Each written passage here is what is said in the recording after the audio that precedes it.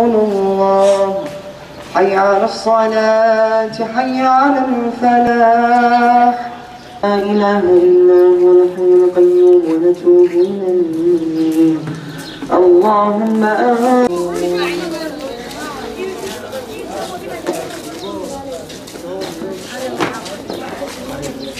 Küfür, Efendimiz sallallahu aleyhi ve sellem'in de dediği gibi tek bir millettir.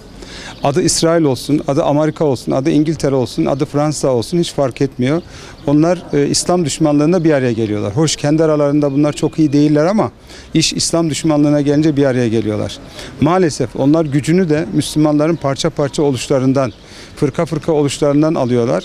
Ne zaman ki Müslümanlar birlik olurlar, yek vücut olurlar, yani tüm Müslümanların derdi bizim derdimiz olur. O ortak derdimiz olur. O zaman Allah'ın izniyle Selahaddin Eyyubi'nin yaptığı gibi Kudüs tekrar özgür günlerine kavuşur. Biz Müslümanca yaşamaya, Müslümanca düşünmeye, Müslümanca yan yana kol kola olmayı öğrendiğimiz gün Kudüs özgür olacak inşallah. Ama bu süre içerisinde de meşru müdafaamızı, meşru yürüyüşlerimizi, protestolarımızı yapacağız.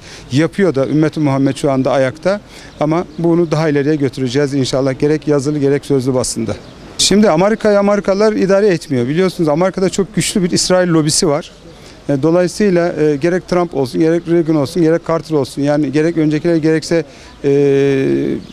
Barack Obama olsun veya bundan sonrakiler olsun, İsrail'in aleyhine olacak bir karar almaları düşünülemez, beklenemez. İsrail ne diyorsa o olacak. İsrail güdümündeki Amerika'dan ben başka bir şey beklemiyorum açıkçası. Ama Müslümanların tavrının ne olacağı çok önemli. Hoş Türkiye'nin öncülüğünde İslam ülkeleri güzel bir adım attılar. İnşallah bu devam edecek. Amerika'da, İsrail'de geri adım atmak zorunda kalacak, kalmalı da. Şehitler, onlar Allah-u Teala'nın söylediği gibi onlar ölmemişlerdir. Onlar ebedi hayata intikal ettiler. Onlar diridirler. Ama tabii onların şehit olmaları, bu kutsal dava uğruna şehit olmaları onlar için büyük, önemli bir şey ama bizim bu duruma sessiz kalmamız düşünülemez. Bir şehit demek aslında ümmetin şehadeti demektir. Yani bir şehitle 50 şehitle 50 bin şehit arasında bizim için bir fark olmaması lazım. Bu kutsal dava uğruna aslında biz hepimiz şehit olmaya hazırız. Bu bir Müslümanın hayali. Efendimiz buyuruyor ki Müslüman cihad etmeden ya da cihad etmeye en azından niyet etmeden ölürse cahiliye ölüm üzere ölmüş olur. Yani biz oradaki şehit olanların yerinde olmayı arzu edenler olmalıyız. Öyleyiz de. İnşallah ya Kudüs özgür olacak, Mescid-i Aksa'ya özgür olacak ya özgür olacak.